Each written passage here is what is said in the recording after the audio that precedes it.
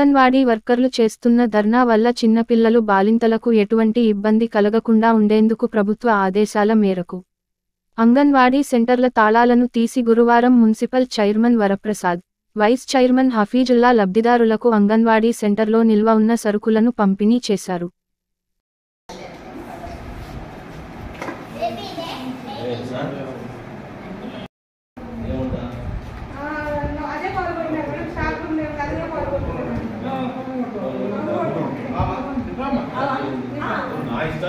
కాదు కదా, ఆదేశాల మేరకే కదా మనకి.